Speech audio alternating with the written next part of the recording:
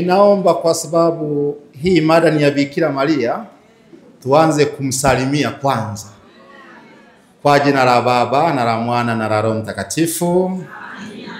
Salamu Maria, umejaa neema, Bwana yu nawe. Umebarikiwa kuliko wanawake wote, na Yesu mzao wa tumbo lako amebarikiwa. Maria mtakatifu, mama wa Mungu, utuombee sisi wakosefu, sasa na saa ya kufa kwetu. Amen. Mama Maria, naomba tuketi.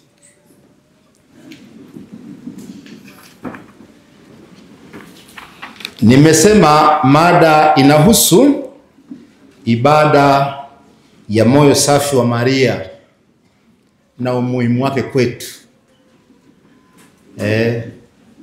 Ibada ya moyo safi kwa Bikira Maria au moyo safi kwa Bikira Maria, maana yake ni kitu gani? Moyo safi wa mama yetu Bikira Maria ni kitu gani hicho? Na ibada yake ni kitu gani? Basi moyo safi wa Maria unamaanisha usafi kamili wa moyo wake na maisha ya uchaji ndani ya Bikira Maria unaooneshwa katika utakatifu wake, ibada yake kwa Mungu, upendo wake wa kimama kwa Yesu na huruma yake ya kimama kwa sisi binadamu. Ndiyo moyo safi wa Bikira Maria. Usafi wake kamili wa moyo wake, maisha yake ya uchaji kwa Mungu ambao vinaoneshwa katika utakatifu wake, vinaoneshwa katika ibada yake kwa Mungu, vinaoneshwa katika upendo wake wa kimama kwa Yesu mwanae na huruma yake kwetu sisi wanadamu. Ndiyo moyo safi wa Bikira Maria. Sisi tunaposema kuwa na ibada kwa huo moyo, ibada kwa Bikira Maria, ibada kwa moyo safi wa Bikira Maria, maana yake tunaadhimisha maisha yake ya kipekee ya ndani.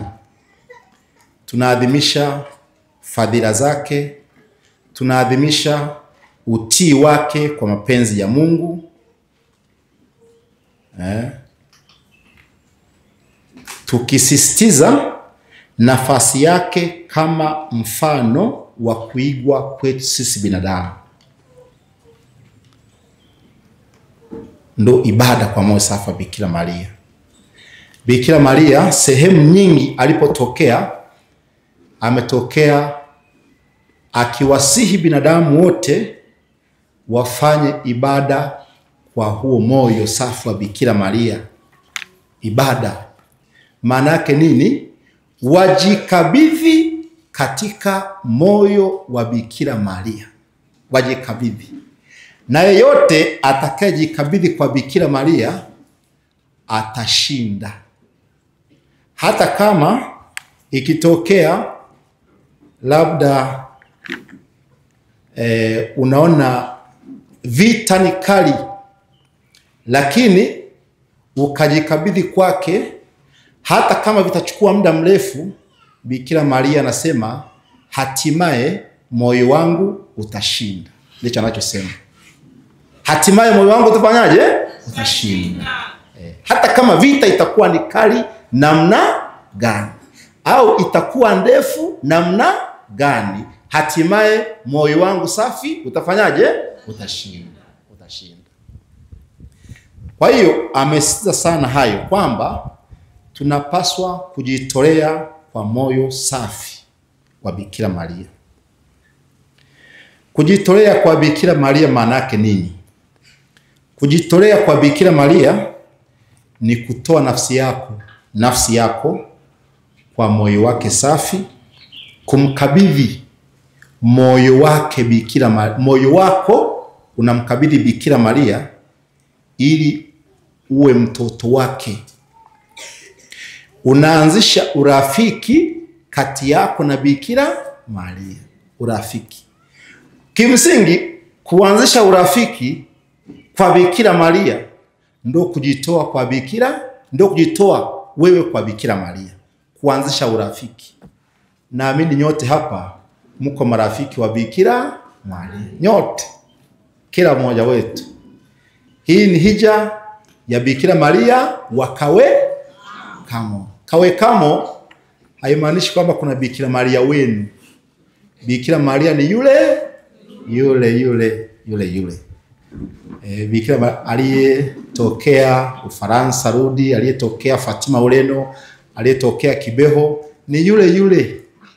Ila tunamsemea kulingana na alipotokea, lakini huyo. Sasa unapoanzisha urafiki kati yako na yeye, huko ndio kujitolea kwa Bikira Maria. Ijapokuwa urafiki unaweza kuwa urafiki mkubwa au rafiki wa kati au rafiki mdogo. Sasa hapo nategemea mtu na mtu namna alivyojiweka kwa Bikira Maria, Urafiki huu ukoje? Urafiki kati yako na Bikira Maria ukoje? Urafiki kwa upande wa Bikira Maria anaposema huyu mwanangu ni rafiki yangu, maana yake urafiki wake yeye unaonekana namna gani anavyokupendelea wewe, anavyokupendelea katika mambo mbalimbali. Kujibu maombi yako unayopeleka kwake, anavyokusaidia katika shida mbalimbali, anavyokupendelea pengine hustahili lakini anakustahilisha. Huo ndio kwa upande wa Bikira Maria ndio upendo wake. Na kwa upande wako wewe unayempenda Bikira Maria ukoje? Urafiki wako kwake ukoje? Unakaa kwenye kuonesha ari au msukumo wa ndani, kuwa na hamu ya kutimiza mapenzi ya Bikira Maria, kuwa na hamu ya kutekeleza maagizo ya Bikira Maria kwa mama yetu huyu. Huo ndio rafiki jinsi ulivyo. Kwa Bikira Maria ni namna gani anavyokupendelea wewe, anavyojibu sala zako na kadhalika. Kwako wewe unavyoonesha mwamko au msukumo wako wa ndani wa kumwelekea yeye. Kumwelekea yeye katika kutimiza mapenzi yake, mapenzi ya Bikira Maria, ambayo mapenzi ya Bikira Maria hayapingani ni mapenzi ya mwanae Yesu, ni kitu kimoja. Kuna hatua tatu. Hatua tatu za namna ya kujitoa kwa Bikira Maria. Ziko hatua tatu za kujitoa kwa Bikira Maria. Na hiyo ndiyo inatofautisha mimi, wewe na yule. Sema huyu alimpenda Bikira Maria sana. Huyu alikuwa anampenda Bikira Maria. Huyu alikuwa hamchukii Bikira Maria. Ni tofauti. Huyu alimpenda Bikira Maria sana. Huyu alikuwa anampenda Bikira Maria. Huyu alikuwa hamchukii Bikira Maria. Tofauti hizo sentensi. Tumsifu Yesu Kristo. Yeah. Wewe unampenda Bikira Maria namna gani? Unampenda sana, unampenda au humchukii? Sababu gani unasema unampenda sana? Sababu ipi unampenda Bikira Maria sana? Naomba niwape hapa sasa sababu hizo. Hatua ya kwanza ni ile hatua ya kutimiza wajibu wako wa kawaida kama Mkristo. Kwanza unaepuka dhambi, za mauti, unashika amri za Mungu vizuri, unakuwa na upendo kwa Bikira Maria, unasali rozari mara kwa mara, unasali rozari mara kwa mara, lakini hauna ibada ya pekee kwa Bikira Maria. Wakisema tusali rozari, unasali vizuri. Salamu Maria umejaa neema, Bwana yu nawe. Baba semaje hapo? Unasali kama kawaida. Yesu mwema, utusamehe dhambi zetu. Huna upendo zaidi. Wakisema tusali rozari, huko unasali. Ukifika mbele ya sanamu ya Bikira Maria, unainama. Hauna shida naye. Sema mama upo, basi. Huna shida naye. Hiyo ni hatua ya kwanza. Hatua ya pili, tunakuwa na mvuto. Hatua ya pili sasa, hiyo ndio ya kati. Tunakuwa na mvuto kwa Bikira Maria. Huo mvuto unaweza kutufanya twende hija ya Bikira Maria. Sikia kuna hija ya Bikira Maria, labda Kawekamo. Unakuja sema jamaa, naenda kwenye hija ya Bikira Maria. Hiyo ni hatua ya ngapi? Ya pili. Kama kuna hija labda wapi, Lodi, Ufaransa, unasema lazima niende kwenye hija ya Bikira Maria, Lodi, Ufaransa. Kuna hija ya Bikira Maria wapi, kule Ureno, Fatima, Ureno. Nalipa nauli, naenda kwa Bikira Maria wa Fatima, Ureno. Tuna basi na hija mbalimbali ambazo ziko sehemu mbalimbali kulingana na uwezo wako. Unavutwa. Ukisikia una mvuto kama huo, ujue kwamba wewe upo kwenye hatua ya ngapi? Ya pili. Zaidi ya hapo, hauishii tu kwenda kwenye hija, hauishii hapo. Unajiunga na chama cha kitume labda cha Bikira Maria. Viko vyama vingi vya Bikira Maria. Kimoja wapo ni kipi? Kimoja wapo Legio Maria, ndio mnafahamu sana huku. Rozari Hai, kingine utume wa Fatima, kingine na kadhalika. Kuna vingine, kuna Schoenstatt, wale wa Kongo wanaifahamu, si ndio? Kongo wanaifahamu hao. Schoenstatt ipo kule zaidi, na upande huu wote hata kwetu Kayanga upo, imejazana vizuri Schoenstatt. Na vyama vingine. Unaingia kwenye hivyo vyama. Unasali rozari kila siku. Unaheshimu sanamu za Bikira Maria. Kama uko kwenye hatua hiyo, wewe uko kwenye hatua ya ngapi? Ya pili. Sasa hatua ya tatu ambayo ni zaidi, ambayo hiyo ni ya watakatifu. Watakatifu. Ni hatua ya kumtolea Bikira Maria mwili wako, maisha yako, roho yako na mastahili yako yote. Unakuwa mtumwa wa upendo wa Bikira Maria. Hiyo ni hatua kubwa zaidi. Ukifikia hapo, wewe jua umeshakuwa mtakatifu. Chakuwa mtakatifu. Hatua ya kuwa tayari kufa kwa ajili ya Bikira Maria na Yesu.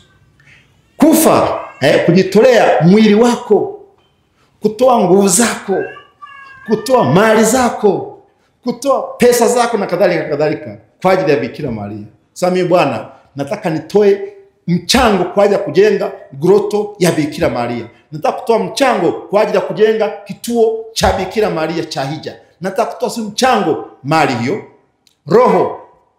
Roho unakuwa tayari. Mawazo yako yote yanampenda Bikira Maria. Ukifikia hatua hiyo ni hatua nzuri sana, na ni hatua ya ukamilifu. Na yeyote anayempenda Bikira Maria, kiasi hicho anachompenda Bikira Maria, ndicho kiasi hicho anachompenda Yesu mwanae. Hawapingani. Tumsifu Yesu Kristo. Bikira Maria na Yesu hawapingani. Ndio maana utamuona sehemu mbalimbali ambazo kama kwenye msalaba Bikira Maria yupo. Mateso ya mtoto yalikuwa ndiyo mateso ya nani? Ya mama. Hawapingani. Mapenzi ya Bikira Maria ndiyo mapenzi ya Yesu. Anayetimiza mapenzi ya Bikira Maria anatimiza mapenzi ya nani? Ya Yesu.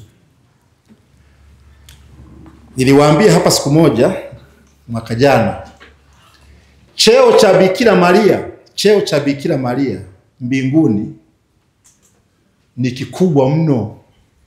Hakuna mtakatifu anayekifikia na wala hakuna malaika anayekifanyaje? Anayekifikia. Baada ya Mungu anayefuata ni nani? Ni Bikira Maria. Baada ya Mungu anayefuata ni Bikira Maria, baada ya Mungu. Kwa hiyo ukimpenda Bikira Maria umempenda Mungu. Kwa sababu yuko karibu na Mungu, anakupeleka kwa mwanae Yesu. Na kujitoa kwa Bikira Maria, wewe hautakuwa wa kwanza kujitoa kwa Bikira Maria. Mfano wa kujitoa kwa Bikira Maria tunaupata kwa Yesu mwenyewe ambaye ni Mungu. Yesu kwa asili yake alikuwa daima nani? Mungu. Lakini hakufikiri kwamba kule kuwa sawa na Mungu ni kitu cha kung'ang'ania kwa nguvu, bali kwa hiari yake mwenyewe aliuachilia huo utukufu, akatwaa ubinadamu wetu katika tumbo la nani? La Bikira Maria. Akajitolea kwa nani? Kwa Bikira Maria. Yesu alijitoa kwa Bikira Maria kiasi kwamba akawa mtoto wake. Yesu mwenyewe alijitoa kwa Bikira Maria mpaka akawa mtoto wa Bikira Maria. Kama mtoto wa Bikira Maria, kama mtoto wake. Sasa wewe usijitoe kwa Bikira Maria, unamzidi Yesu? Hapana. Mpaka mtoto wake kabisa. Kwa hiyo ni muhimu sana kujitoa kwa Bikira Maria. Ujitolee roho yako, akili yako, nguvu zako, moyo wako, mali zako kwa Bikira Maria. Yesu mwenyewe alijitoa mzima kwa Bikira Maria. Mpaka Bikira anamuita Yesu mwanangu. Yesu mwanangu. Anamuita Yesu mwanake. Wewe ukijitoa kwa Bikira Maria,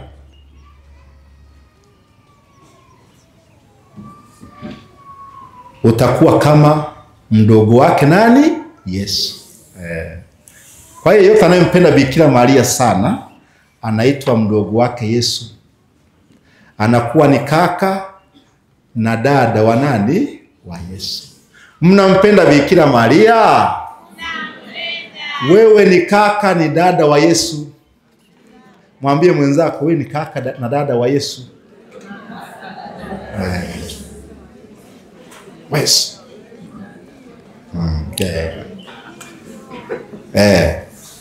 Kwa hiyo tukijitolea kwa Bikira Maria tutaokoa roho zetu kwa njia nyepesi na rahisi sana.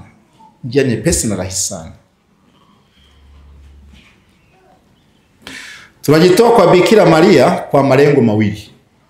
Lengo la kwanza, ili tufanane na Yesu.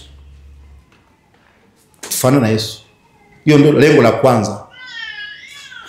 Mtu yote anayejitoa kwa Bikira Maria anafanana na Yesu.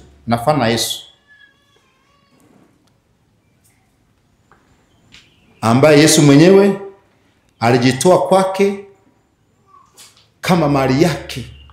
Bikira Maria akaitwa mtoto wake. Lakini pia tukijitoa kwa Bikira Maria tunafanana na Bikira Maria mwenyewe. Hiyo ndio nani ya pili. Ya kwanza tunajitoa kwa Bikira Maria tunafanana nani? Na Yesu. Ya pili tunapojitoa kwa Bikira Maria tunafanana na Bikira Maria mwenyewe. Yaani tunakuwa na ibada kwake ili tufikie hatua ya kugeuka kuwa kama Maria mwenyewe aliyempenda Yesu. Aliyempenda Yesu. Ukimpenda Bikira Maria, unafana na Bikira Maria. Kuna msemo unasema, nioneshe rafiki yako, nitakwambia tabia yako. Tabia yako. You become what you eat.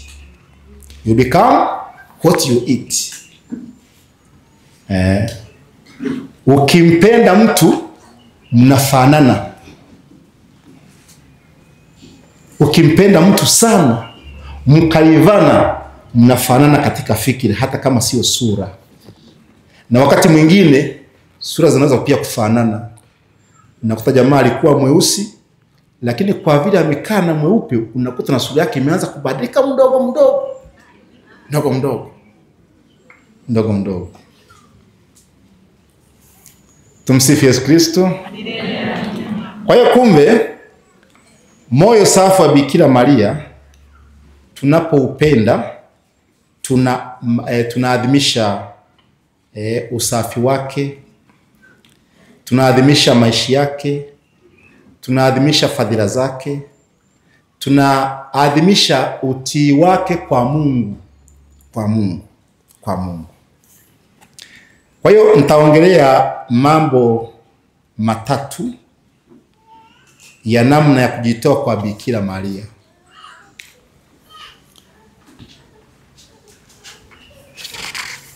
Jambo la kwanza ni kuhusu ibada ya moyo safi wa Bikira Maria. Ibada ya moyo safi wa Bikira Maria. Bikira Maria anapendezwa sana tuwe na ibada kwake. Namna hiyo, namna ya kuonesha pia kwamba nampenda Bikira Maria ni katika kufanya ibada kwa moyo wake safi. Ibada kwa moyo wake safi inaitwa ibada ya Jumamosi ya kwanza ya nini? Ya mwezi. Ibada ya Jumamosi ya kwanza ya mwezi. Hii ni ibada ya ufunuo.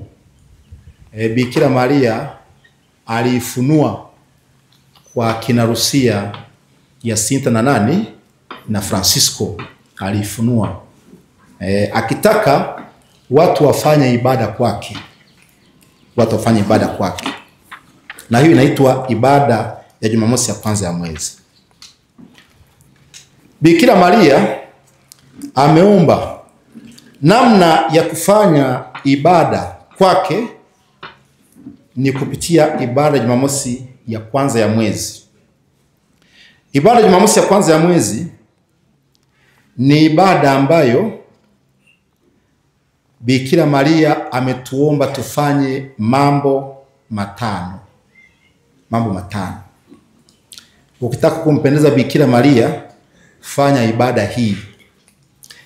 Cha kwanza, ikifika Jumamosi ya kwanza ya mwezi, usali rozari walau mafungu mangapi? Matano. Utafakari mafungu hayo matano, hiyo ni ya pili, kwa muda wa robo saa. Usali misa, upokee sakramenti ya nini? Ya upatanisho. Usali misa na ukomunike.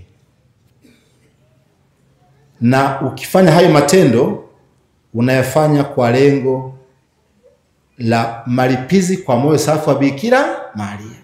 Ndivyo alivyoomba hivyo, kwamba nataka watu wafanye ibada kwa moyo wangu safi, moyo safi wa Bikira Maria. Wasali rozari siku ya Jumamosi ya kwanza ya mwezi, walau mafungu matano, wayatafakari hayo mafungu vizuri. Walau unaweza kufanya mafungu 20 au matano kama huna muda. Wapokee sakramenti ya upatanisho, waungame dhambi zao vizuri. Na hii ya kupokea sakramenti ya upatanisho inaweza kutangulia siku chache kabla ya siku yenyewe ya Jumamosi ya kwanza ya mwezi.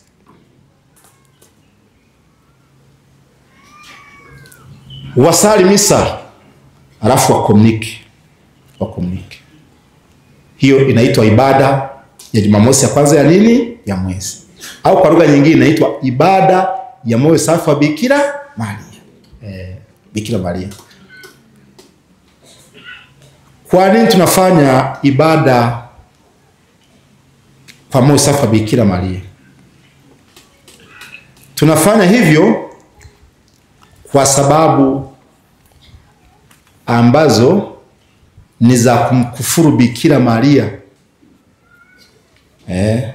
Sababu za kumkufuru Bikira Maria. Yaani tunafanya ibada kumtuliza Bikira Maria dhidi ya makufuru anayotendewa. Na yataja hayo makufuru, baadhi ya makufuru anayotendewa Bikira Maria. Kufuru, kuna wengine wanakataa kufuru ya kwanza, wanakataa kwamba Bikira Maria hajakingiwa dhambi ya asili. Tunafahamu kwamba binadamu wote huwa tunarithi dhambi ya nini? Ya asili, kutokana na wazazi wetu Adam na Eva. Lakini Mungu alimkinga Maria dhambi hii ya asili asiipate. Lengo ilikuwa ni kumwandaa Yesu, kuandaa tumbo la Bikira Maria liwe safi, ili Yesu aje atungwe kwenye hilo tumbo ambalo halina dhambi. Yesu ambaye ni Mungu, ni mtakatifu na asili ya utakatifu wote, asingalitungwa mimba katika tumbo la mama mwenye dhambi. Asingalitungwa. Hivyo aliamua kumkinga Bikira Maria asipate ile dhambi, ili katika hilo tumbo safi lililojaa neema, utakatifu, Yesu aje azaliwe humo. Ila kuna wengine huwa hawakubali jambo hili, hawalikubali kabisa. Bikira Maria ni nani mpaka akingiwe dhambi ya asili? Hawakubali. Kwa hiyo inamuumiza sana Bikira Maria. Inamuumiza sana Bikira Maria. Inamchukiza mno. Moyo wake unaumia kwa sababu hiyo. Sasa yeye akataka baadhi ya watu wanaompenda wamtulize. Wanamtulizaje? Kwa kufanya ibada Jumamosi ya kwanza ya nini? Ya mwezi. Au inaitwa ibada ya moyo safi wa Bikira Maria. Unapofanya ibada hii ni sawa na kumwambia Bikira Maria, mama, pole sana dhidi ya makufuru hayo yanayotendwa. Watu wanakataa kukingiwa dhambi ya asili kwako, wanakataa. Mimi ninakubali hicho. Unamwambia Bikira Maria, pole sana dhidi ya makufuru hayo. Ndio lengo la kufanya ibada kwa moyo safi wa Bikira Maria. Kuna baadhi pia wanakataa, wanapinga kwamba Bikira Maria sio bikira milele. Hiyo pia inamuumiza nani? Bikira Maria. Bikira Maria ni Bikira Maria kweli. Bikira Maria kweli. Kwa maana ile ya wanawake. Wanawake. Bikira Maria, bikira ya wanawake. Bikira Maria alipata mimba kwa uwezo wa nani? Wa Roho Mtakatifu. Kwa hiyo mimba yake ilikuwa ni kwa uwezo wa nani? Wa Mungu. Nasikia sikiki kinyuma kule.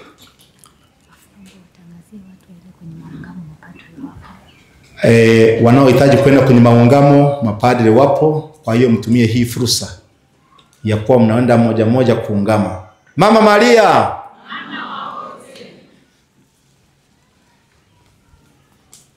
watu wanakataa kwamba Bikira Maria sio bikira. Hapa tunazungumzia bikira ya mwanamke, bikira ya mwanamke. Bikira Maria pia alikuwa ni mwanadamu, ni binti kama wewe, ni mama kama wewe. Tunategemea akipata mimba lazima bikira itafanyaje? Itatoka. Hiyo ni kawaida kwa kila mwanamke. Kinachotofautisha wanawake wengine na Bikira Maria ni hicho pia.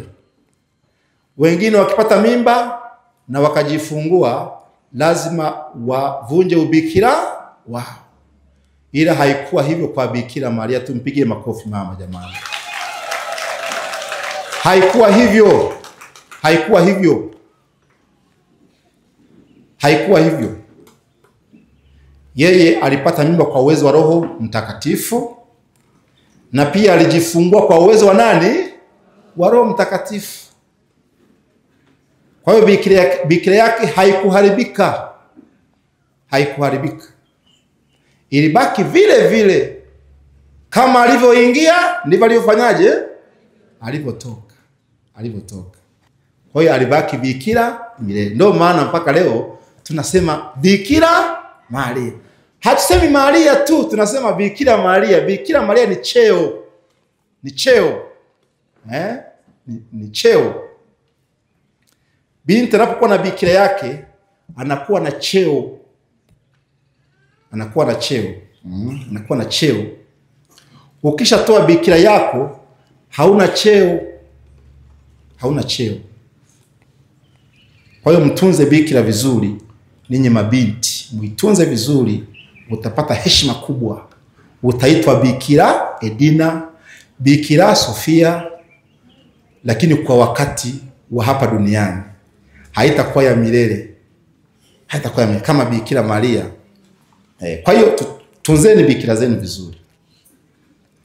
Kwa hiyo Mungu alipenda kumhifadhia bikira yake mpaka leo. Mpaka leo.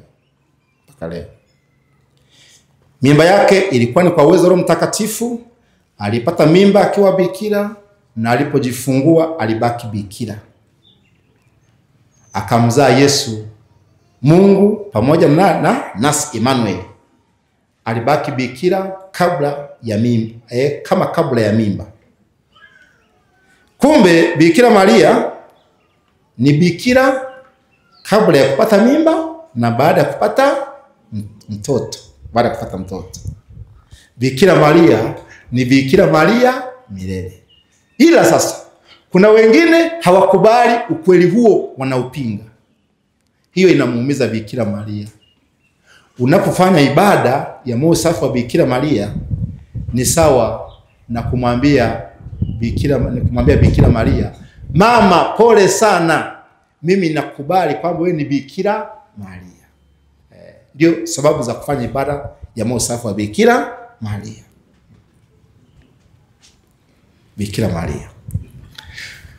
Kufuru nyingine ambayo Bikira Maria inamchukiza ni watu wanakataa kwamba Bikira Maria sio mama wa Mungu.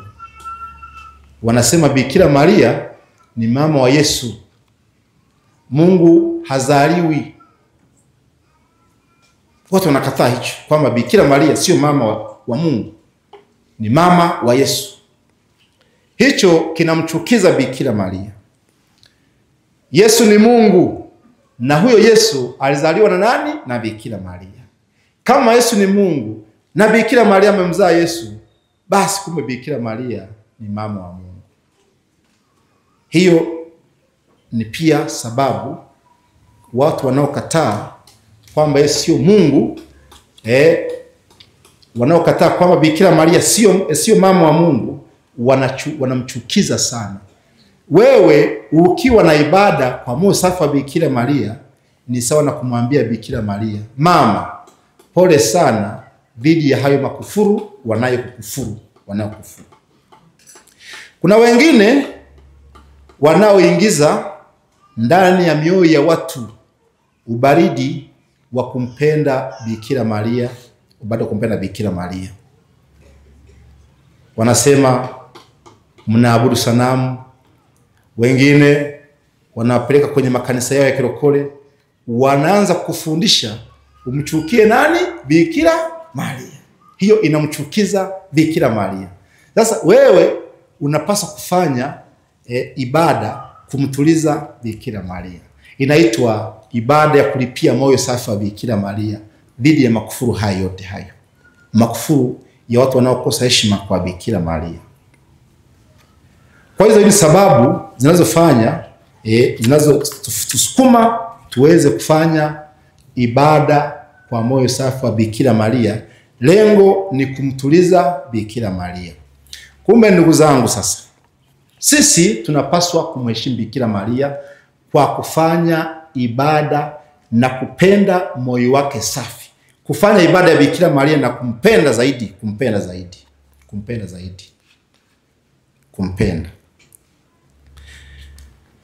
Bikira Maria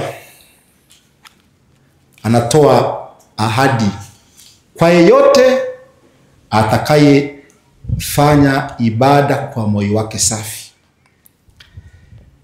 Anasema hivi: ninawaahidia kuwapatia neema za lazima wale wote watakaofanya ibada kwa moyo wangu safi. Bikira Maria alimwambia alipotokea akina Lucia, akamwambia, tazama binti yangu, moyo wangu umezungushwa na miiba ambayo watu wasio na shukrani wananichoma. Wanatumia hiyo miiba kuchoma moyo wangu kila wakati kwa kufuru zao, kwa ukosefu wa shukrani. Wala wewe jaribu kunituliza. Na uambie watu wote watakaofanya hivyo kuwa ninaahidi kuwasaidia wakati wa kufa kwao kwa neema za lazima, ili wapate wokovu. Watakaofanya hiyo ibada wapate wokovu. Kwa hiyo tujitahidi sana kufanya ibada kwa moyo safi wa Bikira Maria. Alimwambia mahali pengine, Yesu alimwambia Lucia, akamwambia, mwanangu Lucia, uwe na huruma kwa moyo wa mama yako usio na doa. Moyo wa mama yako umezungushwa na kuchomwa na miiba ya watu wasio na shukrani kila dakika, na hakuna mtu anayeondoa miiba hiyo kwa tendo la kitubio. Kumbe Yesu anamsisitiza Lucia kwamba awaambie watu wafanye tendo la kitubio. Kuwa na ibada kwa moyo safi wa Bikira Maria ni tendo la kitubio la kuondoa miiba ambayo Bikira Maria amezungushwa, Bikira Maria anachomwa na watu wasio na shukrani. Kwa hiyo kwa kufanya ibada kwa moyo safi wa Bikira Maria au ibada Jumamosi ya kwanza ya mwezi ni kwa lengo la kumtuliza moyo safi wa Bikira Maria. Kwa hiyo waumini tuwe na ibada kwa moyo safi wa Bikira Maria. Njia nyingine ya kumtuliza Bikira Maria na kujitolea kwake vizuri ni kwa njia ya kuvaa skapulari. Naomba niwafundishe haya mambo na msikilize vizuri sana.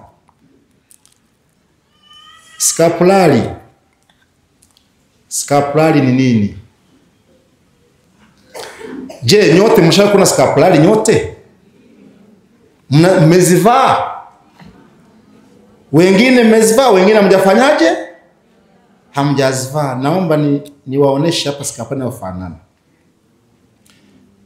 Hii hapa skapulari unaivaa kwa heshima ya moyo safi wa Bikira Maria. Kwa hiyo kati ya nyenzo za Bikira Maria za moyo safi wa Bikira Maria, ya kwanza ni Jumamosi ya kwanza ya nini? Ya mwezi. Cha pili ni skapulari ya Bikira Maria. kwa moyo safi wa Bikira Maria. Sasa naomba niwafundishe juu ya haya mambo matakatifu. Skapulari ni nini? Skapulari ni vazi la Bikira Maria linalovaliwa na watoto wake wapenzi. Ni sare ya watoto wa Bikira Maria. Skapulari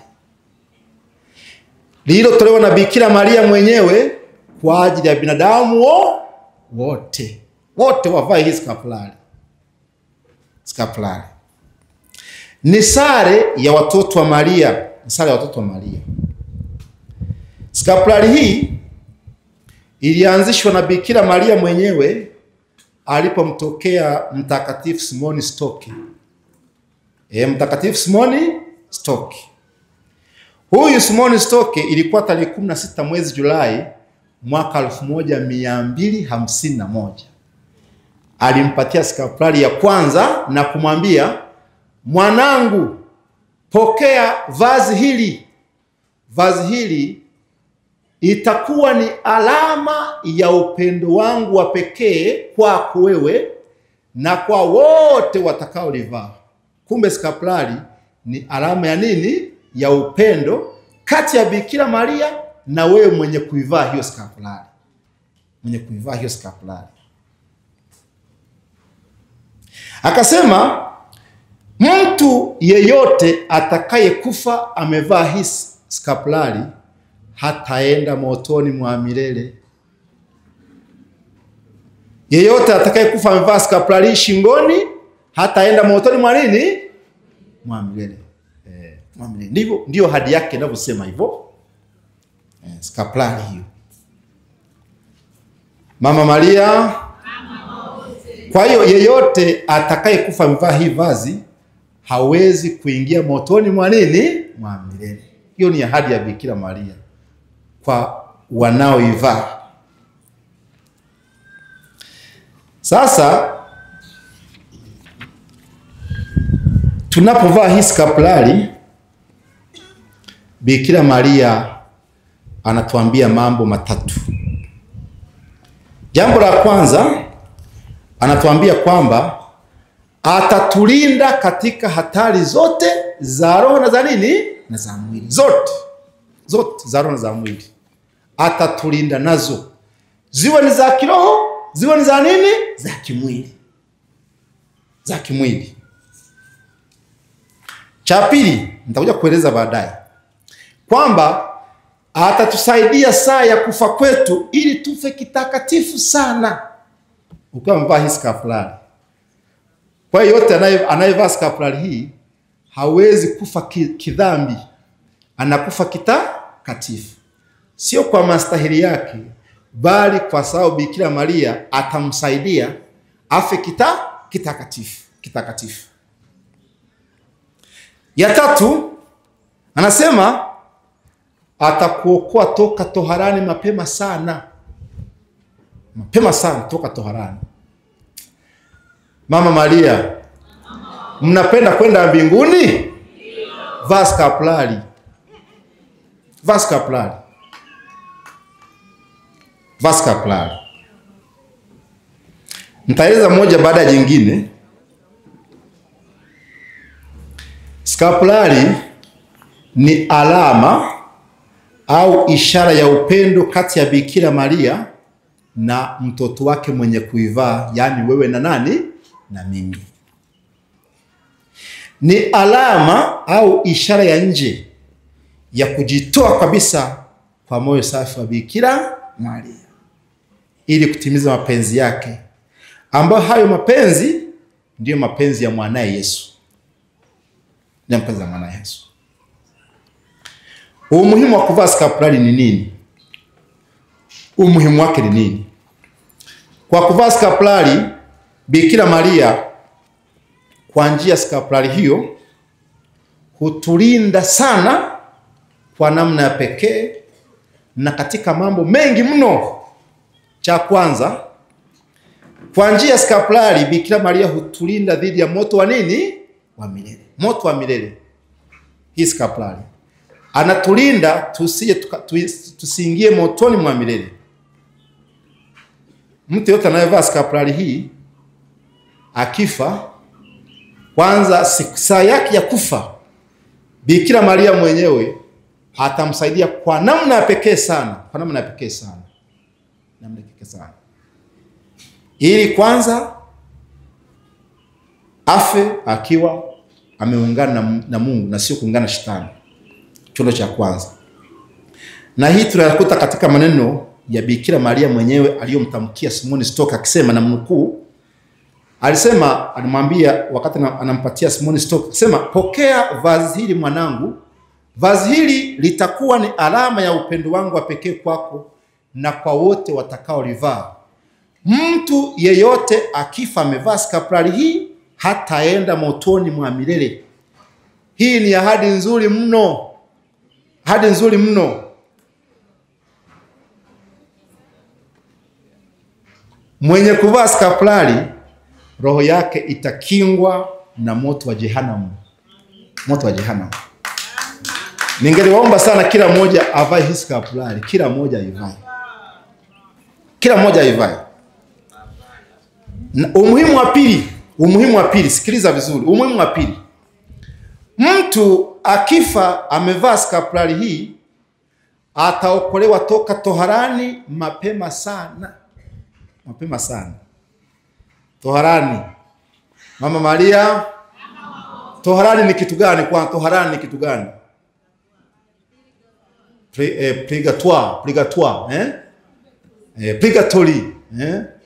Purgatory. Toharani ni sehemu, unajua, naomba niwaambie kitu kingine. Tunapokufa tuna sehemu ngapi? 3 ambapo tunaweza kudumbukia. Na usipofahamu hilo utakuta mshadumbukia kule bila kujua. Kwa sababu hufahamu. Sehemu 3. Kuna mbinguni, kuna motoni, kuna purgatoire au toharani. Sehemu 3 hizo. Anaenda mbinguni moja kwa moja kutoka hapa anakuwa na sifa gani? Anayeenda toharani toka hapa anakuwa na sifa gani? Anaenda motoni toka hapa anakuwa na sifa gani? Naomba niwaelezee kidogo kuhusu hizo ili tuweze kuingia kwenye mada vizuri hii muielewe.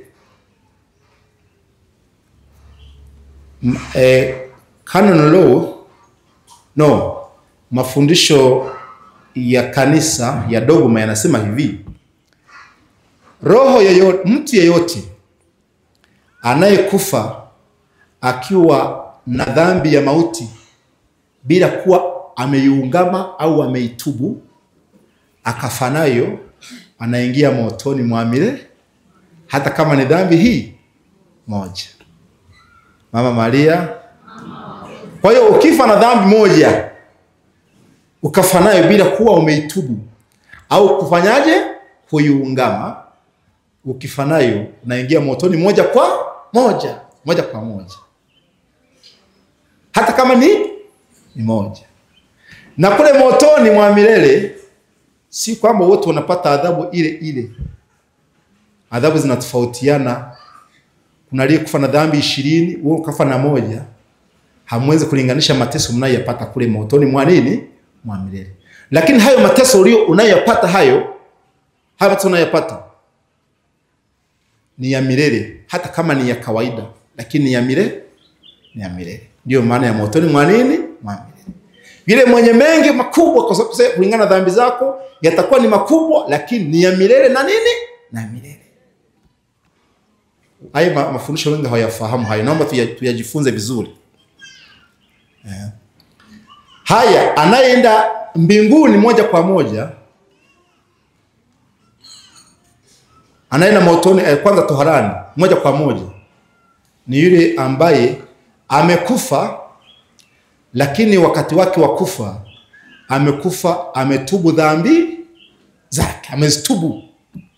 Hapa ninaposema kutubu simaanishi kuungama, na maanisha kutubu, kuwa na uchungu juu ya makosa yako, kuyasikitikia na kumwambia Mungu, jamani, Mungu nilikosea kwa kweli makosa haya. Hiyo ndio kutubu huko. sitaki kurudia dhambi tena. Hiyo ndio toba. Ndio toba hiyo. Unapoziungama unakamilisha toba yako. Unakamilisha toba yako. Unaikamilisha. Na Mungu anakusamehe. Sasa ukifa katika hali hiyo, umetubu dhambi zako, wewe utaingia toharani. Na anayeingia mbinguni moja kwa moja ni yule ambaye amekufa, ametubu dhambi zake vizuri, na amezilipia dhambi zile, amelipia madhara yaliyotokana dhambi zake, ameyalipia na yameisha. Huyo akifa anaingia mbinguni moja kwa moja. Mfano, wewe hapo umeenda kwa fulani ukamuibia shilingi 100,000. Mfano, mwambia shilingi 100,000. Hiyo 100,000 huyo uliyemuibia alitegemea labda angalienda kumnunulia angalienda labda kumlipia mtoto wake karo ya shule. Wewe ukaichukua hiyo 100,000. Huyo mtoto akashindwa kwenda shule kwa sababu huyo mzazi wake hakuwa na sehemu nyingine ya kutoa hela ya kumpeleka huyo mtoto shule. Huyo mtoto akakosa kwenda shule, akakaa hapo kijijini, umaskini ukaikumba familia kwa sababu huyo mtoto hajaenda shule, ikawa ni mateso na mahangaiko. Wakaanza kugombana baba na mama kwa sababu ya ile pesa imeibiwa, imeenda wapi? Labda baba akafikiri mke wake ndiye ameiba ile pesa, kumbe aliyeiba huko pembeni. Mume wake akaanza kumpiga mke wake, akampiga, akamtoa meno, akapiga, akamnyofoa jicho likatoka. Lakini chanzo ni nini? Ni ile 100,000. Jicho akaanza kuwa chongo, akachakawa chongo, akawa chongo. Meno ya mbele haya yote hayamo, ni mapengo tu. Akawa huyo mama anashindwa kwenda, anashindwa kucheka kwa sababu anaogopa kucheka wasimfanyeje, wasione mapengo yake. Wewe uliyeiba hiyo pesa, siku nyingine labda baada ya mwezi mmoja ukakumbuka, lakini niliiba pesa. Ukaenda kuungama, ukaenda kwa padre parokiani kwako huko. Padre, unibariki nimetenda dhambi, kwa jina la Baba na la Mwana Mtakatifu, amina. Niliiba pesa. Hujasema ni shilingi ngapi? Niliiba pesa. Na ukasema na madhambi mengine labda nilitokana na nifanyaje? Basi padre akasema, Bwana akuondolee dhambi zako kwa jina la Baba na la Mwana Mtakatifu, amina. Neno na amani. Wewe kwa furaha ukatoka pale, nimeshasamehewa. Ile 100,000 ile nishasamehewa, sina shida. Lakini hujui kwamba ile 100,000 ulioiba imesababisha madhara kiasi gani. Mama hana jicho, mama ni mapengo, mtoto hajaenda shule, na akabaki kuwa omba mitaani. Kumbe ni kwa sababu yako uliyeiba ile 100,000. Ukishaungama dhambi, manake huwezi kwenda motoni, ila huwezi kwenda mbinguni mpaka ulipie yale madhara ya dhambi ile uliyotenda. Tumeelewana? Lazima ulipie jicho kutoka, ulipie meno yaliyotoka, na maumivu ambayo yule mama alipigwa akapata. Lazima uyalipie yote hayo kabla yaingia mbinguni. Tumeelewana? Mama Maria, lazima uyalipie yote hayo. Ikitokea ukafa bila kuwa umelipia, unapaswa kwenda kuyalipia sehemu inaitwa wapi? Toharani. Kwa hiyo kumbe toharani ni sehemu ya kwenda kufanyia nini? Malipizi yale, kuyafanyia mule malipizi. Ulipe mpaka senti ya nini? Ya mwisho, ambayo Yesu alisema utalipa mpaka senti ya mwisho. Inamaanisha kitu hicho. Ukisha maliza senti ya mwisho ndio utaruhusiwa kwenda wapi? Mbinguni. Kwa toharani kumbe unaweza kuhukumiwa kaa huko miaka mingi kulingana na uzito wa madhara ya makosa yako uliyosababisha. Uzito lazima uyalipie yote hayo. Lazima uyalipie yote. Sasa wewe fikiria, umeshafanya makosa kiasi gani na yamesababisha madhara kiasi gani? Huyu aliiba 1,000,000 hajui kama mke wa yule baba alipigwa na meno yakatoka. Hajui hata kidogo. Hawezi kujua. Si aliiba kaondoka, wala hajui kinachoendelea kule. Hajui kwamba hiyo pesa ilikuwa ni karo ya nini? Ya mtoto. Na hiyo itamfanya asifanye malipizi. Asifanye malipizi. Kwa sababu hajui. Anayefahamu nani? Ni Mungu peke yake. Ndiye mwenye uwezo wa kufanya madhambi uliyotenda, madhara yake ni kiasi fulani, utapaswa kulipa kwa miaka fulani. Wapi? Toharani. Kama ni hapa duniani, unayalipia kulingana na Mungu anavyoona inafaa. Kwa hiyo ndugu zangu, tuna malipizi mengi ya kufanyaje? Ya kulipia. Tunayo mengi. Tumeumiza wengine. Mfano, mtu labda pengine mko nyumbani, unamuita jirani yako, jirani yangu ni mchawi. Mchawi. Lakini sio kama ni mchawi, ni kwa vile humpendi, unataka kumharibie nini? Jina. Sio kama ni mchawi. Humpendi. Sema huyu ni mchawi. Watu wote wakaanza kusikia fulani mchawi. Labda Mama Agnes. Mama Agnes ni mchawi. Imesikia kwa huyu. Na huyu anamsambazia mwingine. Na huyu anamsambazia mwingine. Na mwingine anamsambazia mwingine. Kijiji kizima kinajaa Mama Agnes nini? Ni mchawi. Kwa sababu aliyesikia yanaeneza kana kwamba ameona. Ndio kawaida. Fulani mchawi. Mchawi. Haya, baadaye ukaenda, nilisema uongo. Nilimwita mtu mchawi. Basi bila kujua madhara ya kile ulichokifanya, madhara yake ni kiasi gani. Huyu Mama Agnes hawezi hata kuomba chumvi kwa jirani yake. Hawezi hata kuingia. Akiingia kutembea, akitoka wanamwaga maji ya baraka. Mwaga maji ya baraka. Kuondoa nini? Uchawi wa mama nani? Mama Agnes. Unafikiri madhara kidogo hayo? Ni makubwa mno. Ukienda kuungama kwa padre kwamba nilisema uongo. Wote sema nilisema uongo, sema jumla tu bila kusema kilichotokea. Nilisema uongo. Uongo tu. Padre, nakubariki.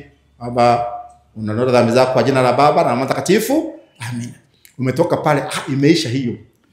Imeisha. Ndugu yangu, haijaisha. Haijaisha. Utapaswa kulipa mpaka senti ya nini? Ya mwisho. Utalipa mpaka senti ya mwisho. Mpaka senti ya mwisho. Utakapokufa huwezi kuingia motoni mwa milele kwa vile umetubu ile dhambi yako. Ila hujalipia malipizi, hujalipia madhara yaliyotokana nini na ile dhambi. Ndivyo inavyoenda hivyo. Kwa hiyo ndugu zangu, unataka kuwa mtakatifu? Ndio. Fanya malipizi ya dhambi zako. Na malipizi ni mengi wewe ambayo hujui. Hujui. Kwa hiyo ni wakati sasa kumwambia Mungu, jamani, mimi nilifanya madhambi lakini sijui madhara ni yapi. Naomba Mungu, nafanya malipizi. Na ndiyo maana ya moyo safi wa Bikira Maria. Kufanya malipizi kwa moyo safi wa Bikira Maria, manake unamuomba Bikira Maria akulipie yale pia madhara yako ya dhambi yaliyotokana na dhambi zako. Ndiyo maana ya moyo safi wa Bikira Maria. Kwa ndugu zangu, tukitaka kufanya malipizi yetu, tutumie moyo safi wa Bikira Maria. Tutalipia madhambi ambayo si hatujui. Hatujui kule. Dhambi tulizotenda hatuzijui. Sasa tutumie moyo safi wa Bikira Maria ndiye atufanyie nini? Malipizi. Tunalipia, tunafanya malipizi kwa moyo safi wa Bikira Maria. Bikira Maria anatuombea, anatuunganisha na Mungu kutulipia dhambi zetu au madhara ya dhambi zetu. Kama ulimuumiza mtu, yeye kule anafanyaje? Anamfariji. Yeye mwenyewe anamfariji kwa vile wewe unatubu huku. Unafanya toba, unafanya tendo la kitubio, yeye anamlipia. Yaani kama anakusaidia kukulipia madhara yako ya dhambi zako. Ndio maana ya moyo safi wa Bikira Maria. Ikitokea ukafa bila kufanya hayo malipizi, wewe unapaswa kwenda toharani kufanya humo malipizi. Kufanya malipizi. Na wanasema hivi, wale wataalamu wa ufunuo watakatifu mbalimbali waliofunuliwa kufahamu habari za toharani. Kuna mmoja akasema, dhambi moja ya mauti malipizi yake ni kuanzia miaka 7 kule toharani. Mama Maria, dhambi moja ya malipizi ni miaka mingapi? Sasa hatujui kama ni kweli au si kweli, lakini yeye ndivyo alivyosema hivyo. Ndivyo alivyosema. Dhambi moja. Kama una dhambi 20, chukua 20 mara 7 ndio upate miaka yako ya kuishi toharani.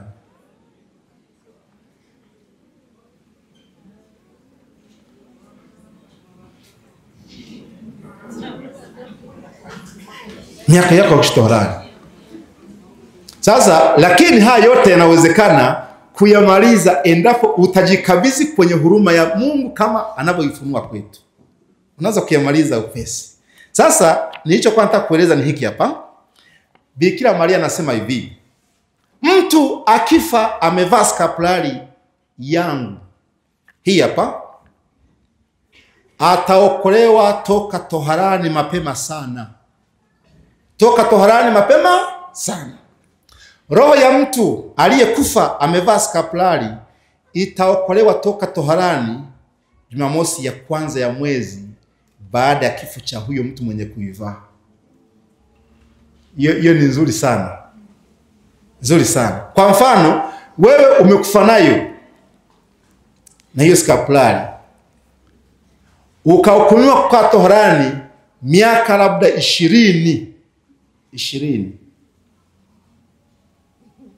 Lakini una skapulari yako shingoni. Umekufa nayo. Bikira Maria anasema hivi, na mnukuu, mimi kama mama mwenye huruma nitashuka toharani siku ya Jumamosi ya kwanza ya mwezi na kumuondoa humo mwanangu aliyekufa amevaa skapulari yangu na kumpeleka mbinguni baada ya kifo chake. Baada ya kifo chake. Huo ni upendeleo. Ndugu zangu, kama tunapaswa kwenda mbinguni, kama tunahitaji kwenda mbinguni, hatupaswi kutumia nguvu tu.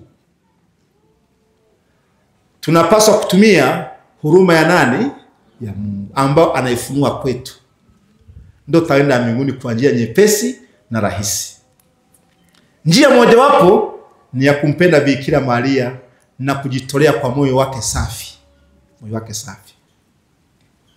Moyo wake safi.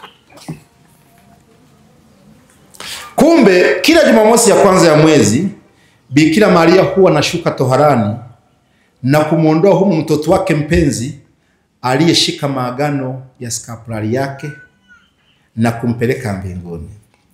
Huo ni upendeleo wake wa kimama kwa watoto wake. Yaani watoto wake wapenzi ambao katika maisha yao walivaa nini? Skapulari. Kwa mtu anayeishi maagano ya skapulari vizuri, anajiwekea hakika kwamba baada ya kufa kwake hataweza kwenda motoni mwa milele. Hiyo ni hakika. Huwezi kwenda motoni mwa milele ukiwa na skapulari hii kwa heshima ya moyo safi wa Bikira Maria. Huwezi. Hiyo namba moja. Lakini pia zaidi ya hapo, akienda toharani huyo mtu anahakikishiwa kwamba Siku ya Jumamosi ya kwanza ya mwezi baada ya kifo chake, Bikira Maria mwenyewe atashuka toharani na kumtoa humo mtoto wake aliyekufa amevaa skapulari hiyo na kumpeleka wapi? Mbinguni. Mfano leo ni lini? Leo ni lini? Juma ngapi? Jumanne. Wewe hapa umekufa leo hii. Ukafa leo hii na skapulari yako shingoni. Mimi nayo ya kwangu humu. Mimi nayo. Hii ni ya kufundishia tu, lakini mimi waga nayo muda wote. Sini hii hapa jamani, naiona hii. Naiona Sasa kasema padre anatufundisha vitu ambavyo hafanyi. Mimi nafanya hivyo.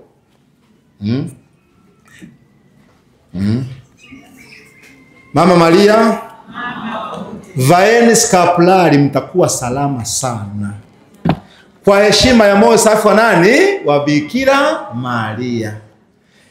Kuvaa skapulari ni ibada kwa moyo safi wa Bikira Maria. Kuvaa skapulari. Hivi muda umebaki kiasi gani Mungu wangu? Bado sana bado sana. Nitafundisha mpaka namaliza. Kuvaa skapulari ni ibada. Mwenye kuvaa skapulari daima anakuwa kwenye ibada kwa moyo safi wa Bikira Maria. Skapulari ni hali ya juu sana ya kujitoa kwa Bikira Maria. Si kama mlikuwa mnafahamu hicho. Kuvaa skapulari ndiyo hali ya juu mno ya majitoleo kwa Bikira Maria. Kwa Bikira Maria.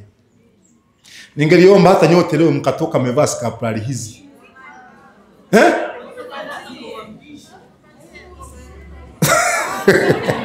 Nyote mtoke hapa mmevaa skapulari hizi. Subiri kwanza nawaelekeza hapa. Mama Maria. Kwa nawafundisha muelewe vizuri zaidi. Kwa njia namba 3, umuhimu wa 3 wa kuvaa skapulari. Au umuhimu wa 3 wa kuvaa skapulari kwa heshima ya moyo safi wa Bikira Maria. Kwa njia skapulari, Bikira Maria hutulinda dhidi ya shetani. Dhidi ya nini? Shetani. Shetani huogopa sana skapulari ya Bikira Maria kwa namna pekee sana, kiasi kwamba nguvu zote za giza zinashindwa na kunyongonyea mbele ya mtu mwenye kuvaa skapulari hiyo. Unafahamu nguvu za giza? Nguvu za giza unazifahamu? Mfano wachawi, mapepo, wakulima, Freemason, mizimu, sema nyingine. Nizo tu zimeisha. Nguvu za giza zote zinanyongonyea mbele ya mtu aliyevaa skapulari. Yaani ukiwa umevaa skapulari, pepo likaja likakuona umevaa skapulari, basi linanyongonyea na kudondoka chini au na kukimbia. Kama ni mshirikina, ni mchawi, mchawi amekuja kukuroga akakuta umevaa skapulari, anakimbia mara moja.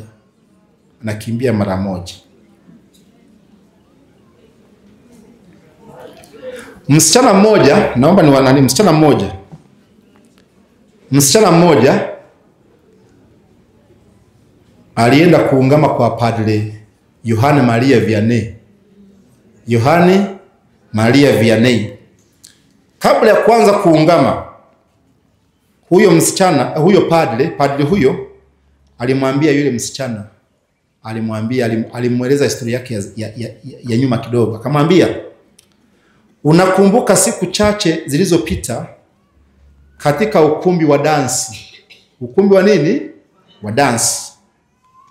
Kijana ambaye alionekana mzuri sana alicheza na wasichana. Alitokea kijana mmoja wa kiume. Huyo kijana alicheza na wasichana wote ukumbini, wote kwenye ukumbi wa dansi ule, isipokuwa wewe. Anamuuliza yule binti aliyekuwa ameenda kuungama kwa padri, unakumbuka siku chache zilizopita katika ukumbi wa dansi, kijana ambaye alionekana mzuri, kijana mzuri, alicheza na wasichana wote isipokuwa wewe, unakumbuka? Na ulijisikia vibaya, ulijisikia umeaibika. Lakini hata ungekuwa wewe, mfano kijana anaingia mzuri kwenye ukumbi wa dansi, mko wasichana wengi humo, kijana anaanza kucheza na huyu na huyu na huyu na huyu, anatoka kwa huyu, anaingia kwa huyu, anacheza dansi, ingia kwa huyu, anafika wewe anakuruka, anaenda kwa sehemu nyingine. Unajisikiaje wewe? Sasa kwa hiyo mimi ni mbaya. Mimi ni mbaya. Ulijisikia umeaibika. Akamwambia tena swali jingine, akasema, nakumbuka, ukumbuke pia wakati huyo kijana anaondoka toka ukumbini, mlangoni kwenye miguu yake uliona cheche zinatoka. Cheche wakati anaondoka. Cheche unafahamu cheche kama za moto zinatoka kwenye miguu yake, humu kwenye miguu. Anaondoka ukumbini. Huyo akasema, unakumbuka? Huyo binti akasema, baba nakumbuka. Padre nakumbuka. Akasema, elewa, huyo alikuwa ni shetani aliyekuja katika hali ya kibinadamu, na sababu pekee iliyomfanya asicheze na wewe ni kwa sababu ulikuwa umevaa nini? Skapulari.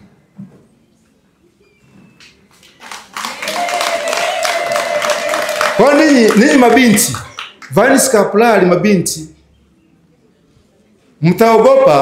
Mtaogopwa kuchezewa na shetani anayekuja akiwa katika umbo la kibinadamu. Kumbe ndugu zangu, kwa kuvaa skapulari yule msichana aliweza kukwepa kuguswa na shetani yule. Na katika nyakati zetu sasa hizi, dunia imechafuka mno. Dunia imechafuka sana. Mama Maria, dunia imechafuka sana. Utapitaje? Vaa skapulari yako na ibaki shingoni. Utaweza kuepuka. Anayefanya hivyo ni nani? Ni Bikira Maria kwa mkono wake, kwa njia skapulari hiyo unaokuwa umevaa wapi? Shingoni mwako. Wewe unapoteza nini kuvaa skapulari hii shingoni mwako? Unapoteza nini? Unaogopa watu wasikuone kwamba wewe ni Mkristo? Unaogopa watu, unaweka vinani vingine humu, vimikufu vingine ambao havina maana sana. Vimikufu havina maana. Weka skapulari yako shingoni. Skapulari hii ni vazi la kiroho kwa heshima ya moyo safi wa Bikira Maria. Nyakati zetu hizi, dunia imechafuka mno. Shetani amekuja katika namna nyingi. Freemasons, ushirikina, uchawi, nguvu zote za giza tunaweza kuzishinda kwa njia ya kuvaa skapulari. Kuvaa skapulari na kutimiza matakwa yake Bikira Maria, yani kusali rozari ya Bikira Maria na kuwa na ibada ya pekee kwake. Ni kwa maombezi na msaada wake wa kimama tutaweza kumshinda shetani na hila zake zote. Mama Maria, mimi Bwana naomba nitoe nani yangu mwenyewe, na si kwamba najidai au kwamba sisi nafanyaje. Nasema yaliyonipata mimi kama mimi. yaliyonipata. Mimi nilivaa skapulari hii. Skapulari hii tafadhali unapaswa kuvalishwa kwenye ibada maalum na padre au askofu. Kwenye ibada maalum padre au nani? Askofu. Ndiye anapaswa kuzivalisha. Ndio inakuwa anakuweka wakfu kwa Bikira Maria. Yaani skapulari maana yake ni kama pete. Unapoona umevaa pete, wewe unapooana au unapofunga ndoa na mume wako na mke wako, mnavalishana nini? Pete. Maana yake mwenzangu, pokea pete hii iwe ishara ya nini? Ya upendo wangu kwako na uaminifu kwa jina la Baba na la Mwana na la Roho Mtakatifu. Ni ishara ya upendo, ishara ya upendo. Hata kwa Bikira Maria ishara ya upendo ni nini? Skapulari. Hii hapa ndio ya hali ya juu sana ya kujitoa kwa Bikira Maria. Hii skapulari. Ndio maana wakati unavaa skapulari, wakati Bikira Maria anamvisha Mtakatifu Simoni Stock aliyekuwa padre wa padre mkuu wa shirika la Wakarmeli mwaka 1250 ngapi na moja, alimwambia, pokea vazi hili mwanangu, kama unavyovalishwa nini? Pete. Pokea pete hii iwe ishara ya nini? Sasa alimwambia hivi, pokea vazi hili mwanangu, vazi hili litakuwa ni alama ya upendo wangu kwako na kwa wote watakaolivaa. Mtu yote akifa amevaa skapulari hii hataenda motoni mwa nini? Mwa milele. Mwa milele. Kwa kumbe ni ishara ya upendo kati yako na Bikira Maria. Ni kama pete basi. Pete ya Bikira Maria inavaliwa wapi? Ambayo nini? Skapulari. Hakuna nyingine. Rozari ni ya kusali mkononi, si ya kuvaa kwa taarifa yako. Sasa unaiweka shingoni, utaisali saa ngapi? Utasali saa ngapi?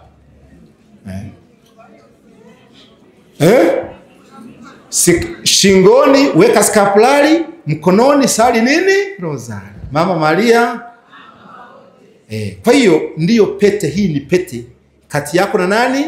Na Bikira Maria. Nimevaa mbili. Haya, hiyo nilikuwa naonesha tu. Kwa hiyo ndugu zangu, vaeni skapulari. Vaeni skapulari. Vaeni skapulari. Skapulari ni ibada kwa moyo safi wa Bikira Maria. Kwa hiyo kuna ziko njia ngapi? Mbili za namna ya kujitolea kwa Bikira Maria. Ya kwanza, Jumamosi ya kwanza ya nini? Ibada ya Jumamosi ya kwanza ya mwezi ni ibada ya moyo safi wa Bikira Maria. Cha pili, skapulari. Skapulari. Skapulari.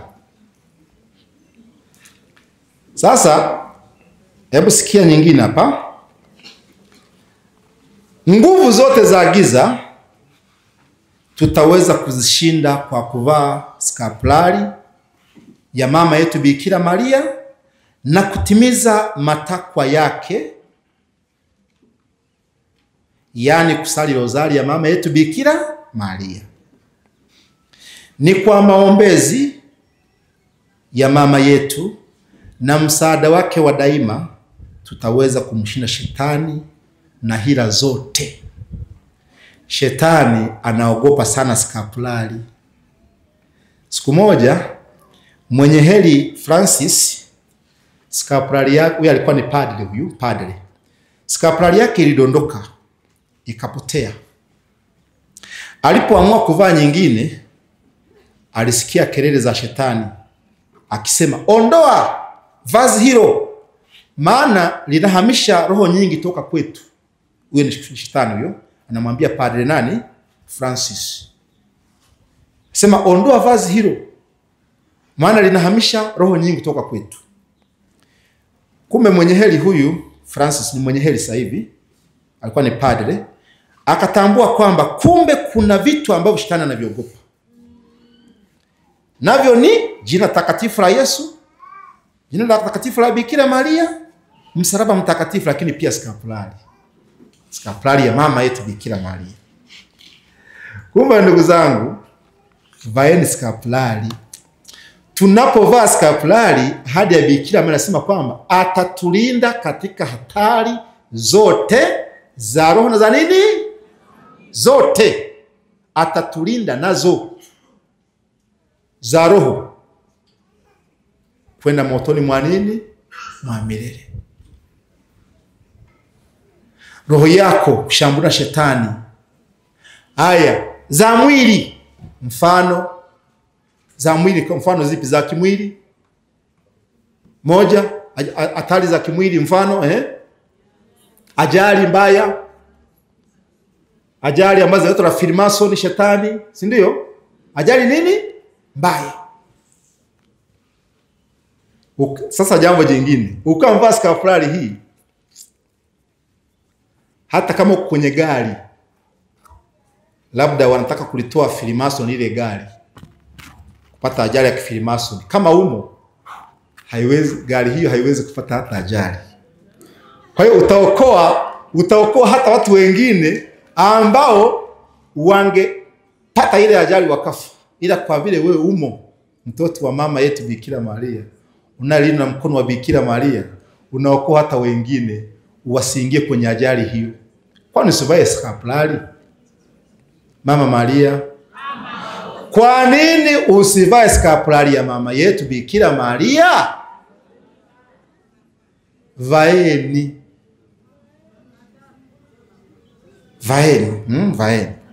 Sasa mimi nilikuwa nataka kusimulia mfano huu ambao ulinipata mimi.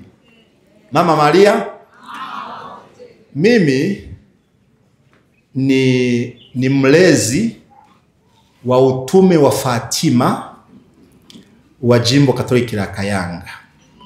Lakini pia ni mlezi, niliteuliwa kuwa mlezi wa utume wa Fatima kanda ya Ziwa.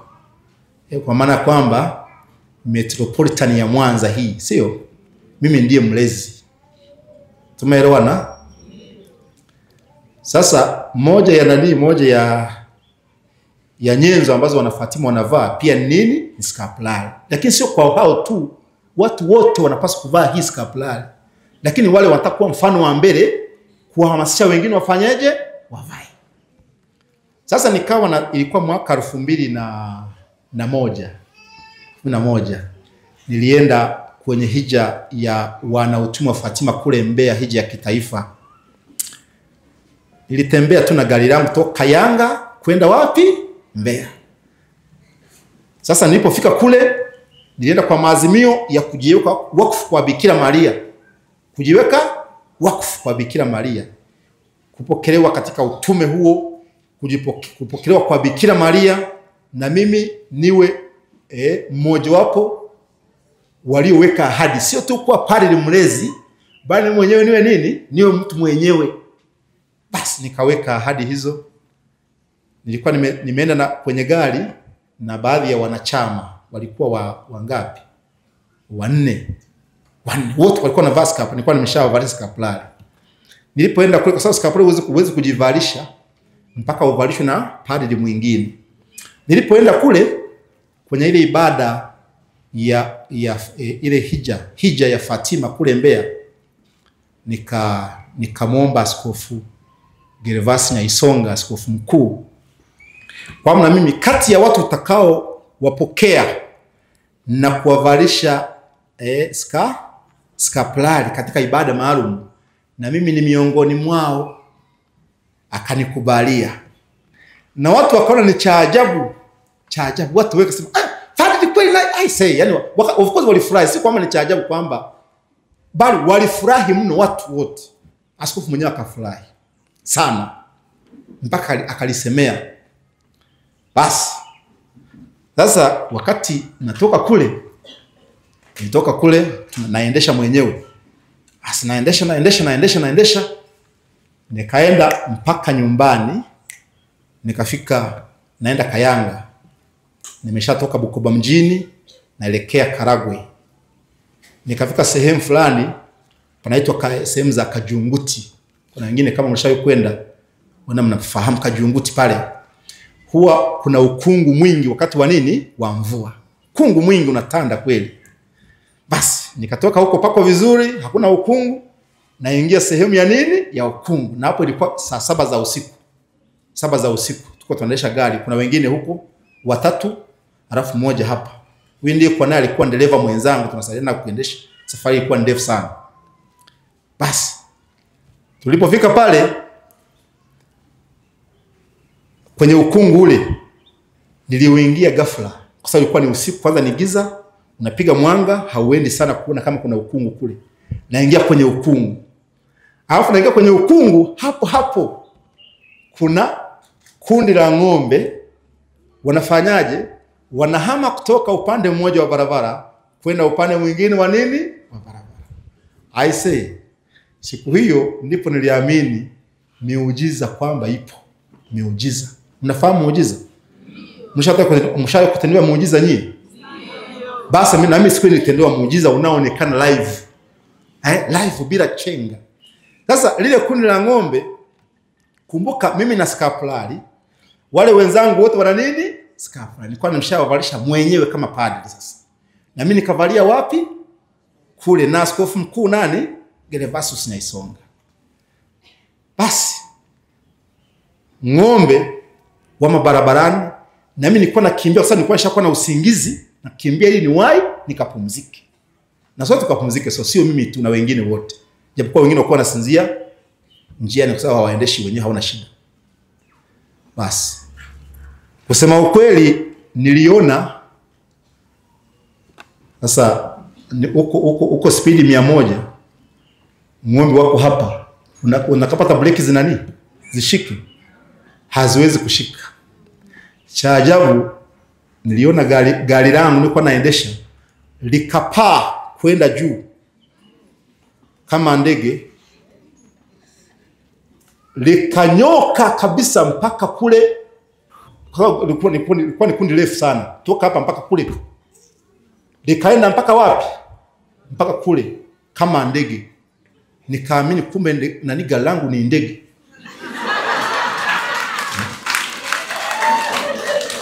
Lakini nikajua sio ndege, ni Bikira Maria amekuja kunikinga na hii ajali kwa njia ya skapulari zetu ambazo wote tumevaa kwenye gari.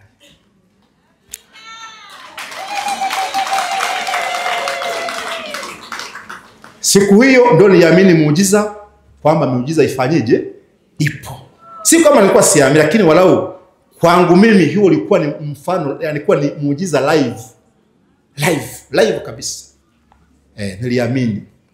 Nikamuuliza huyu aliyekuwa hapo, kilichotokea umekiona? Akasema aisee, mpaka sasa hivi yani nimeshika moyo. Siki nayoongea si kama nadanganya. Naweza kuwapa mawasiliano ya mtu ambaye tulikuwa wote, awaeleze mwenyewe, sema labda pale huyu anatudanganya, lakini yupo kabisa. Ndivyo ilivyotokea hivyo.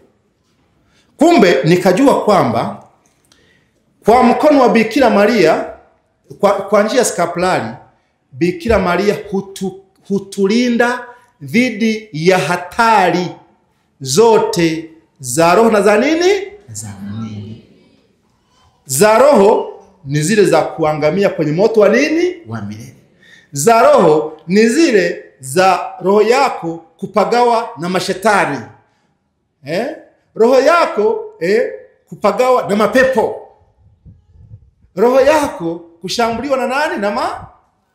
Na majini na wachawi na kadhalika. Za kimwili ni kama hizi. Ajali mbaya, kama ile ilikuwa ajali mbaya, tulikuwa tufi. Ilikuwa ajali mbaya ile, ajali mbaya kabisa. Lakini kwa mkono wa Bikira Maria, mama akatuepusha na hiyo ajali. Mama Maria, mama wa wote. Kumbe ndugu zangu, kwa njia ya skapulari, Bikira Maria hutulinda dhidi ya hatari za kimwili. Hatari za kimwili ni kama hizo. Hatari za kimwili. mfano ajali mbaya. Kuna pia ajali ambazo zinaletwa na hila za mwovu shetani, za kifilimasoni, za kishirikina, za kichawi na kadhalika. Mama yetu kwa mkono wake wa kimama hutukinga na hatari zote hizo.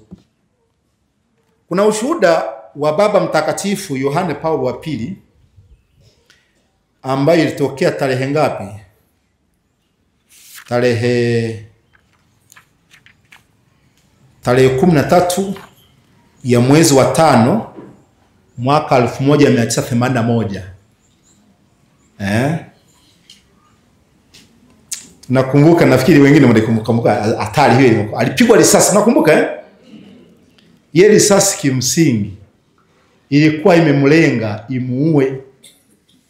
Na aliyekuwa amepiga risasi yule alikuwa ni mwanashabaha mmoja anaitwa Ahmed Sunani huyo. Naam. Mzungu anafahamu vizuri hapo. Anafahamu. Sasa ile risasi ile ilikuwa imemlenga imuue nani? Papa Yohane Paulo ambaye hapa tunaye hapa. Katika kituo chetu alifika hapa. Na tuna masalia yake mengi tu. Kwa mega muue. Na wanasema hivi, aliyekuwa amemlenga alikuwa amemlenga apige kwenye moyo. Moyo hapo, unajua binadamu unaweza kumpiga risasi mguuni akapona. Ukampiga mkono akafanyaje? Akapona. Ukampiga sini akapona. Lakini akisha kupiga moyo, ndugu yangu, unakwenda, lazima uende. Lazima uende. Lazima uende. Basi walimpiga kweli. Wakamkimbiza hospitalini. Walipomkimbiza hospitalini, wale madaktari bingwa wanaomhudumia papa lazima wao mabingwa, wakaanza kuangalia jinsi risasi ilivyoenda kuingia kwenye moyo. Kumbe ilipopiga hapa, baadaye ikafikia moyo, alafu ikarudi nyuma, ikageuza njia. Iligeuza njia ile risasi. Kana kwamba si kwamba iligeuza njia, ilipinda. Yaani ilipinda. Ikakuta kana kwamba moyo umekuwa kitu kigumu sana zaidi ya chuma, ambapo risasi haiwezi kufanyaje? Kupita. Kupita. Kwa hiyo ikapinda. Ikageuza, ikarudi kwenye nyama. Moyo ukawa kitu kigumu. Sasa madaktari wanaangalia jinsi risasi ilivyoenda, ilivyopinda, wakashangaa, inakuwaje? Inakuwaje risasi inapinda? Hawakuelewa chochote. Hawakuelewa. Kana kwamba imekutana na kitu kigumu mno, kama ambacho hakiwezi kupitwa kupenywa risasi ile.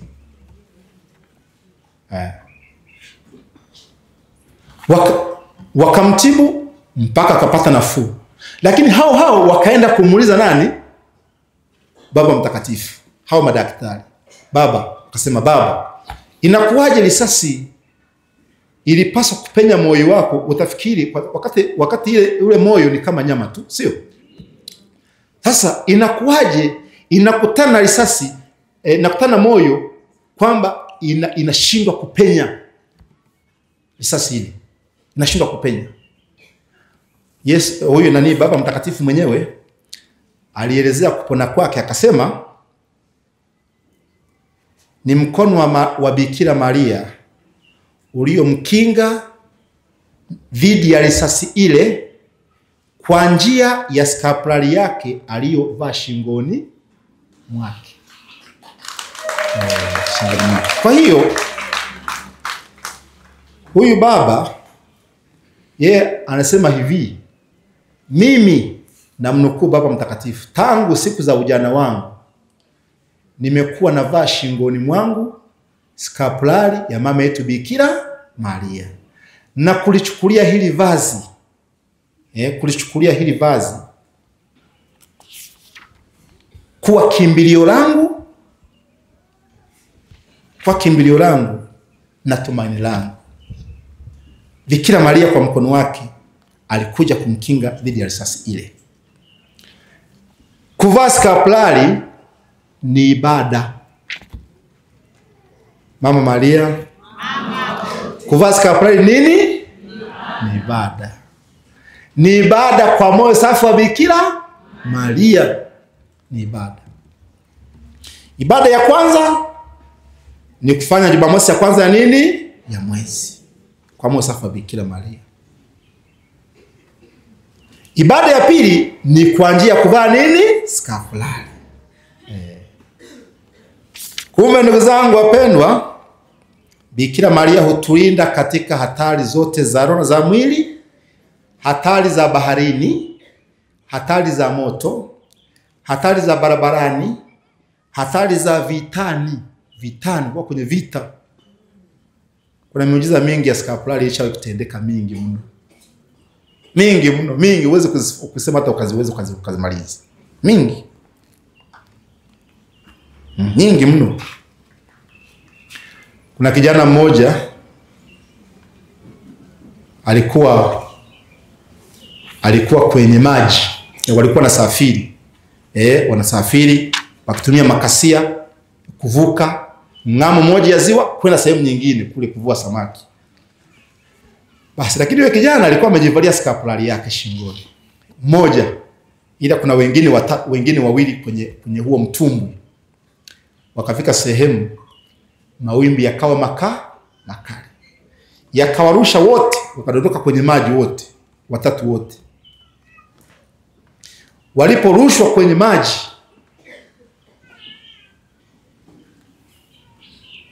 yule kijana alikuwa amevaa skapulari akakaa ameelea kwenye maji, ameelea. Wengine wawili wakazama kwenye maji. Basi huyu akaanza kupiga nini? Kelele, ili washirika wengine toka upande mwingine waje waokoe.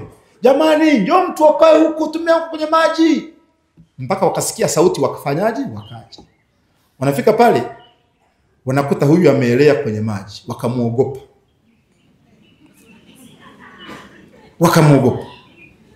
Wakasema, inakuwaje unakaa kwenye maji? Akasema, jamani, tumeanguka kwenye maji, angalia mtumbwi wetu uko pale mtumbwi. Wengine wametoka kwenye maji, wako kule chini bado wameshakufa nafikiri.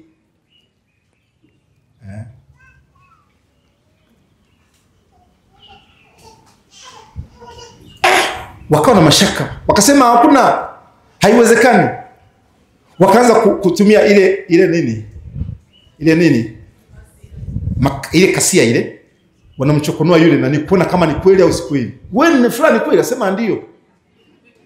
Vua nani, wakaanza kumvua zile nguo, waka pembeni. Wakaona skapulari shingoni. Wakaikata, yani ile kutumia nani, wakakata ile nani. Walipoikata akazama. Sasa alipozama ndio katambua kwenda kumnani mara moja, kumuokoa mara moja. Kilichomfanya akae ameelea ilikuwa nini? Hii skapulari. Mimi naona muda unaisha, lakini kwa ufupi na kuna mama mwingine kule Uingereza. Mimi siwahi kwenda Uingereza. Nafikiri Father Adam anafahamu Uingereza eti. Father Adam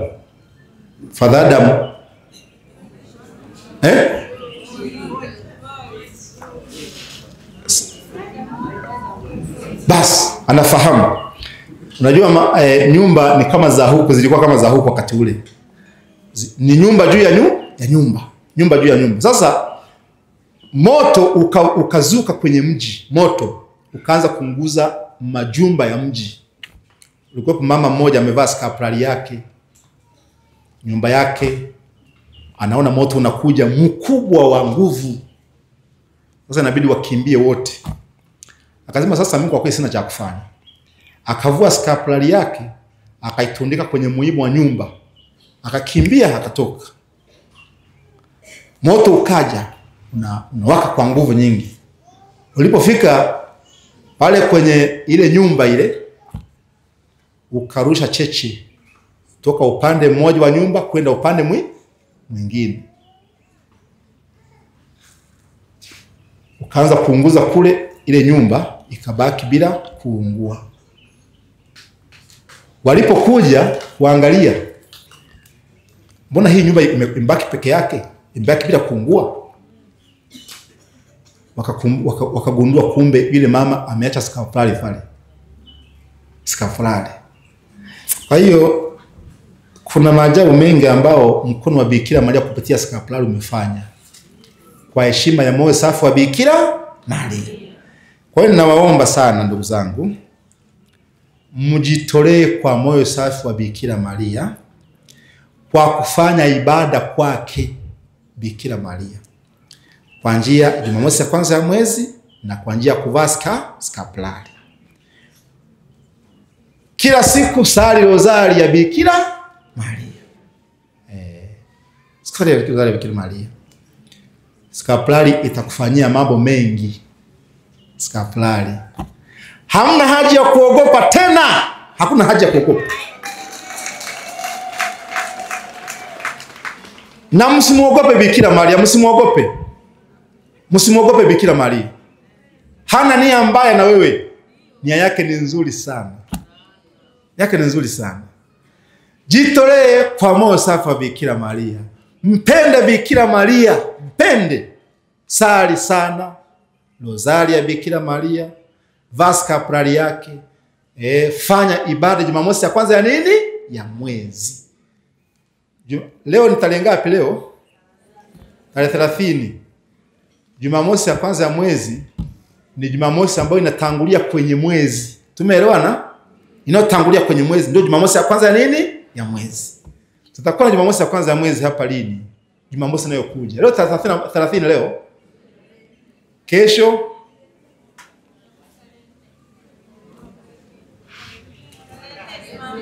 tarehe 4 itakuwa ni Jumamosi ya kwanza ya nini? Ya mwezi. Ndio Jumamosi ambayo inatangulia kwenye mwezi. Ndio Jumamosi itakuwa kwenye mwezi. Tangulia kwenye mwezi. Siku hiyo unapaswa kufanya ibada yake. Ibada. Lakini tunasikia kuhitimisha hapa basi. Kwa hiyo ndio siku ya Jumamosi ya kwanza ya mwezi. Inafaa zaidi tufanye hiyo ibada kwa heshima ya moyo safi wa Bikira Maria. Moyo safi wa Bikira Maria. Siku hiyo wewe umeungama dhambi zako, lakini nyinyi mmeshaungama tokea mwanzo wa. Kwani mmeshatenda dhambi nyingine?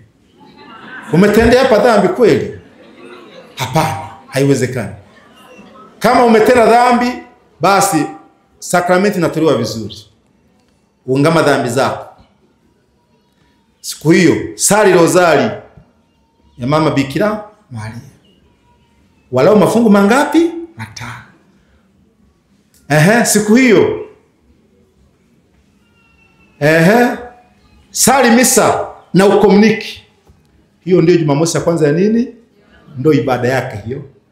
Vaa skapulari shingoni mwako. Skapulari hizi.